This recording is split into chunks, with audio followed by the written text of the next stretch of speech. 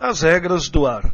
Todo piloto deve conhecer regras do ar. São regras básicas que vão auxiliar a manter um procedimento correto quando conduzindo os voos dentro do espaço aéreo. Também dentro das regras do ar, vamos conhecer as entidades responsáveis em permitir estas operações.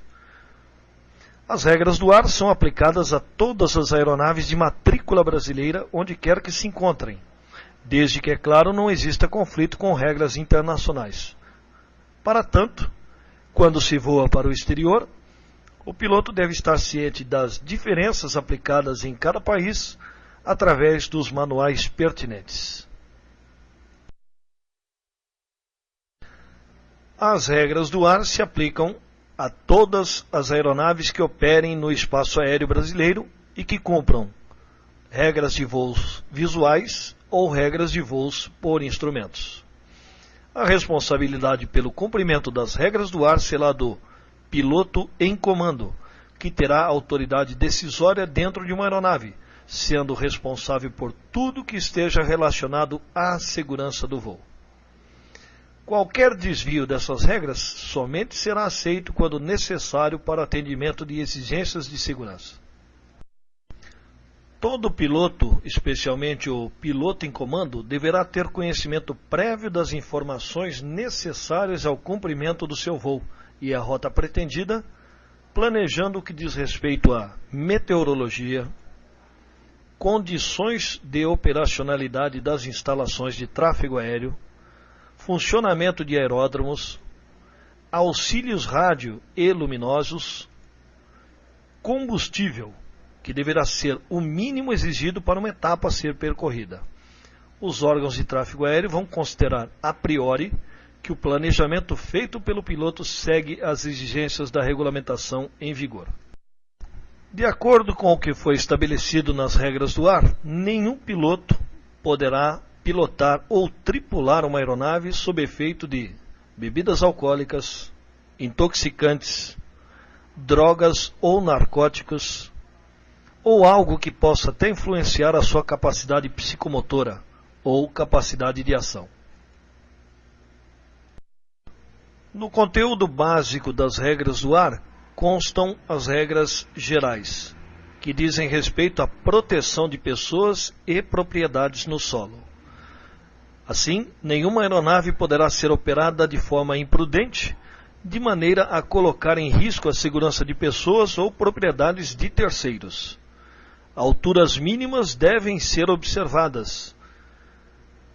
1.000 pés de altura, 300 metros, sobre o mais alto obstáculo, num raio de 600 metros em torno da aeronave, quando essa aeronave estiver sobrevoando por áreas habitadas. Ou 500 pés de altura, 150 metros, sobre o obstáculo mais alto, num raio de 600 metros em torno da aeronave, quando esta aeronave estiver sobrevoando uma área desabitada, o mar ou o deserto, por exemplo. É importante que você grave esses valores para a sua vida de piloto e também para a prova da ANAC.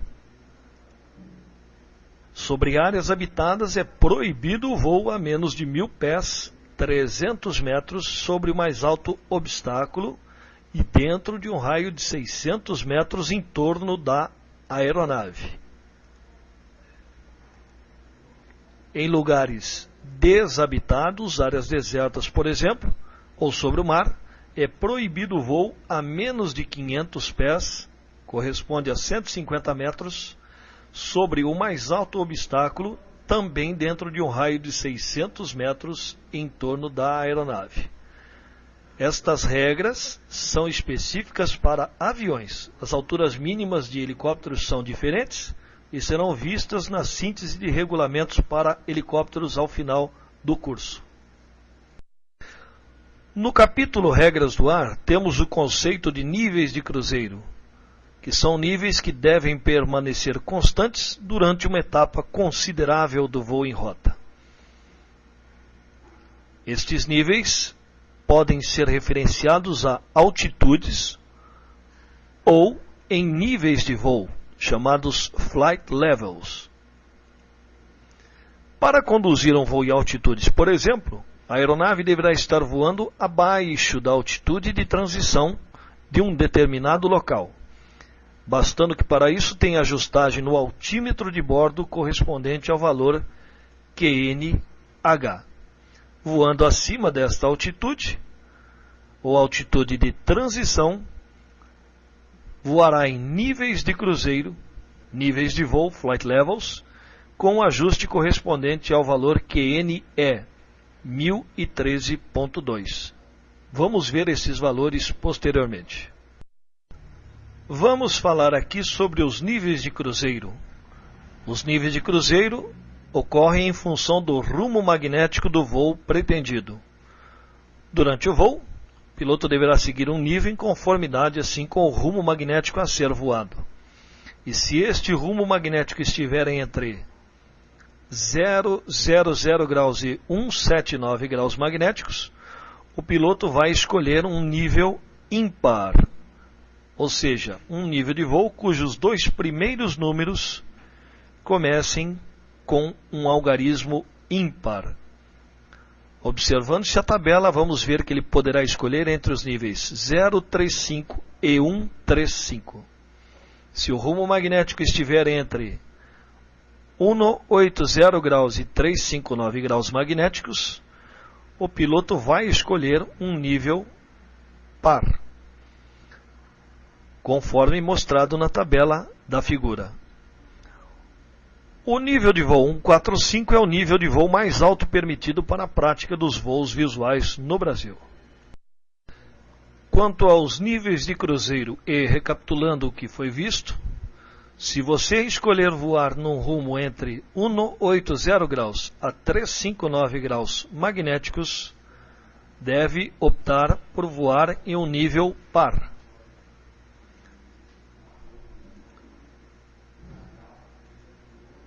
Se você escolher voar entre os rumos magnéticos 000 a 179 graus, vai certamente optar por um nível ímpar.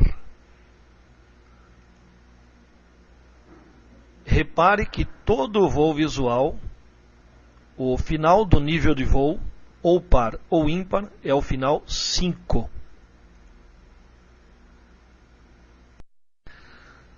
Vamos falar em leituras de altitudes e níveis de voo, ressaltando que as leituras de altitudes são bem diferentes das leituras de nível de voo quando se é feito através da fonia.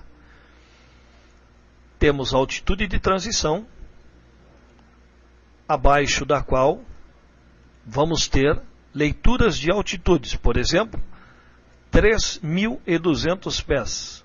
4.500 pés, 5.000 pés, 2.800 pés, etc. Leituras de nível de voo. Para fazermos essa leitura, deveremos estar acima da altitude de transição. Nível 065, por exemplo. Nível 045 e assim por diante. Pode-se dizer, portanto, que a simples leitura de um nível definirá se este corresponde ao nível de voo ou à altitude. Repare na figura. Altitude, valor QNH de pressão. E nível de voo, valor QNE. Podemos, por exemplo, dizer 4.600 pés de altitude. Quando falarmos acima da altitude de transição, vamos ler, por exemplo, nível 080. Os níveis para voos por instrumentos obedecem à mesma tabela. No entanto, os níveis de voos por instrumentos terminam em final 0, enquanto que os níveis de voo visual terminam em final 5. Não se esqueça, o maior nível de voo para o voo visual no Brasil é o nível 145. Observe na tabela os rumos correspondentes e os níveis de voo.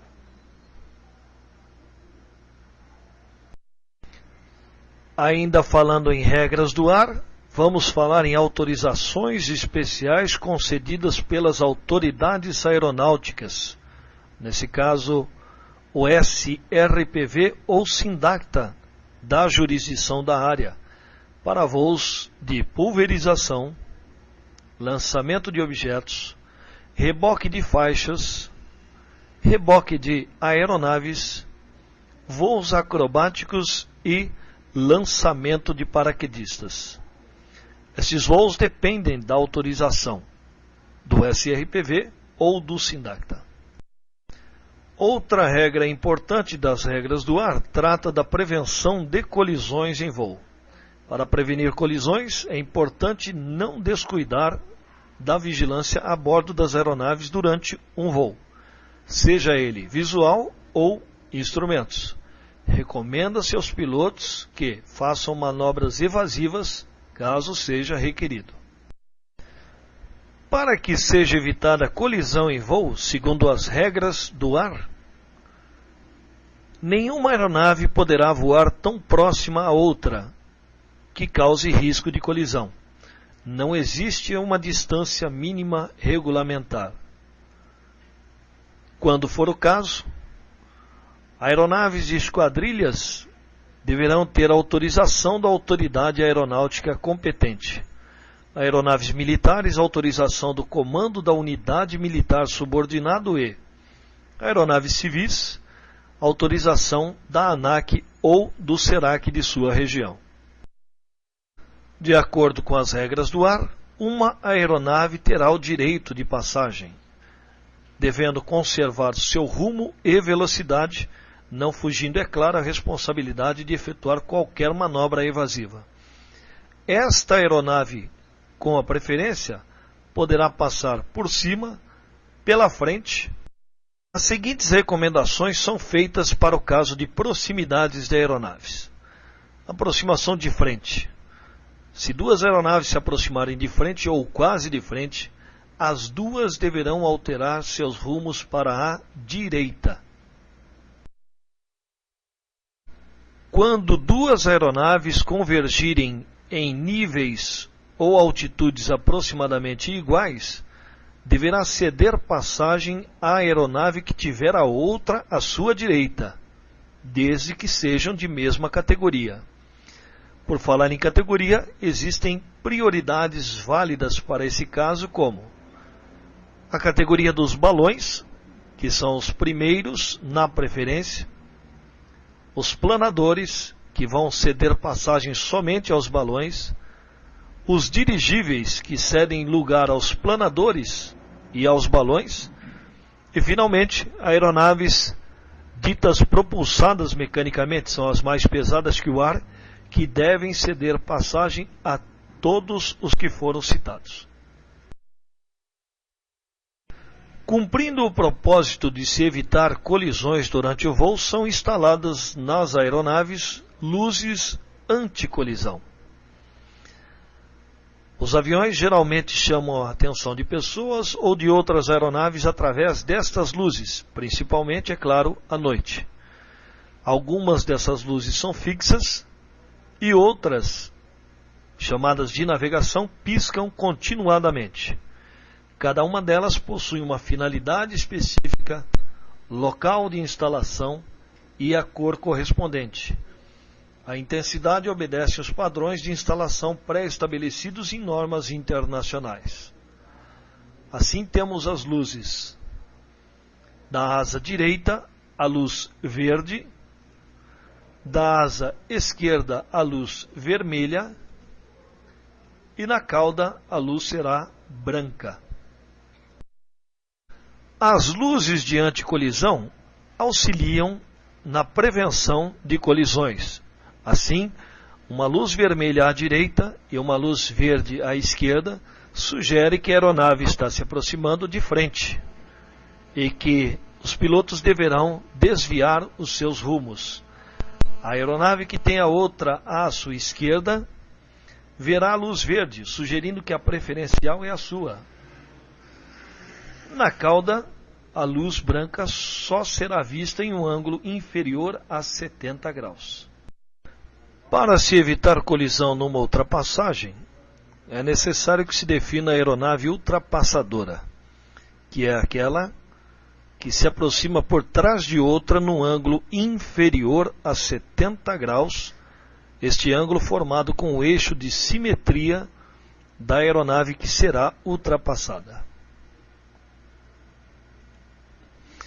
Não importa se a aeronave ultrapassadora esteja subindo, descendo ou nivelada, deverá manter-se fora do trajeto da aeronave que será ultrapassada, dirigindo-se preferencialmente para a direita da aeronave que for ultrapassada. As regras do ar definiram também prioridades para pouso, sendo que as aeronaves que estejam pousando ou se aproximando para o pouso terão prioridade sobre as que estão em voo ou no solo. Caso duas aeronaves se aproximem para o pouso, terá prioridade a que estiver mais baixo, porém, a que já estiver mais baixo não poderá se prevalecer dessa norma para passar à frente da outra, que esteja em fase final de aproximação, e nem ultrapassá-la colocando-se intencionalmente mais baixo, por exemplo.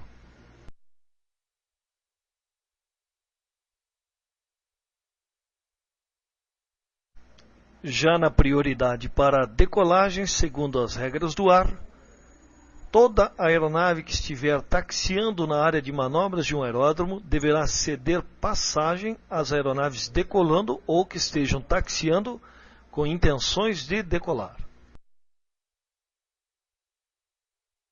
Quanto às prioridades no solo, manobras evasivas se aplicam às aeronaves. A saber, quando duas aeronaves aproximam-se de frente, deverão retardar seus movimentos e ambas alterarem seus rumos para a direita, conforme foi visto na animação. No caso de uma convergência no solo, a aeronave que tem a outra à sua direita dará a passagem.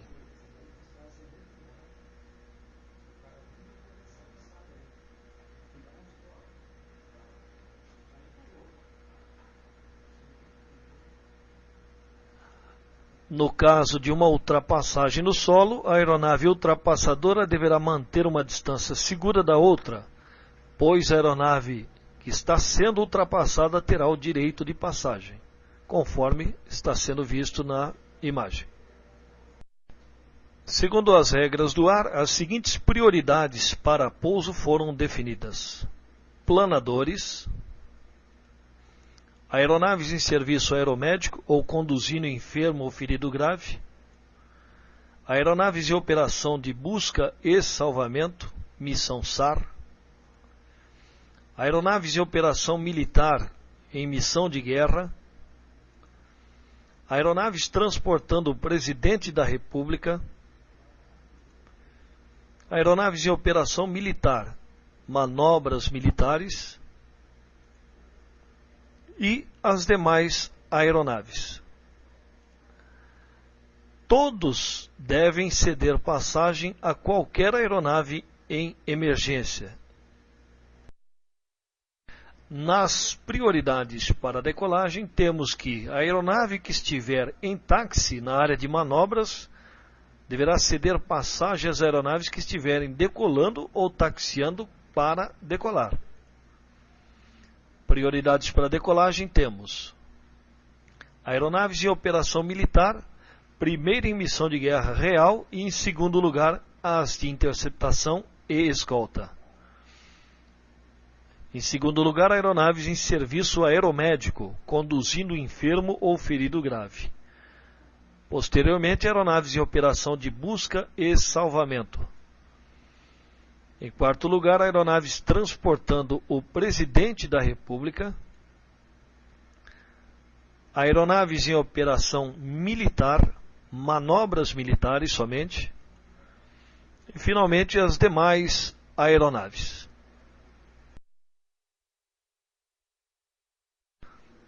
Ficou também definido nas regras do ar que, quando uma aeronave estiver em situação de emergência, o piloto em comando, após avaliar a gravidade da situação, deve solicitar via rádio aos órgãos de tráfego aéreo recursos de salvamento e socorro disponíveis em um dado aeródromo. As situações de emergência, divididas em situações de socorro e de urgência, são assim definidas. Situação de socorro: a emergência em que uma aeronave está ameaçada por um grave e iminente perigo e necessita de assistência imediata. Situação de urgência é uma situação que envolve a segurança da aeronave ou de algum passageiro, no qual o atendimento imediato não é tanto requerido. Após avaliar uma situação de emergência reportada pelo piloto, o órgão de tráfego aéreo responsável pelo atendimento no aeródromo ou aeroporto providenciará recursos necessários para este atendimento e deverá ainda, em condição de urgência, que foi reportada pelo piloto através dos termos PAN, PAN, PAN, informar ao Centro de Operações de Emergência e também ao órgão de salvamento e serviço contra incêndio o tipo de ocorrência, tipo da aeronave, número de passageiros, tipo de carga transportada, autonomia remanescente, estes dados que foram obtidos do piloto. Em condição de socorro, pela fonia, o piloto deve utilizar os termos Mayday, Mayday, Mayday. O órgão de tráfego responsável deverá informar ao Centro de Operações de Emergência, além de todos os dados citados acima, se for o caso, o local e as características do ocorrido. Eis aqui alguns exemplos de comunicação via rádio de problemas com a aeronave. Mayday, Mayday, Mayday, Papá Tango, Romeo Delta Charlie, motor em chamas, Boeing 737, 35 passageiros, sem carga perigosa, faria aterrissagem forçada a 30 milhas ao sul de Campo Grande, cruzando 3500 Press Proa 370. Pam, pam, pam. Papá Tango Bravo Golf Uniforme, com problema hidráulico e dificuldade de manter a altitude. PA31, 2 passageiros, transportando Césio 135, solicita o nível mínimo de segurança no setor em veturação direta para São Paulo.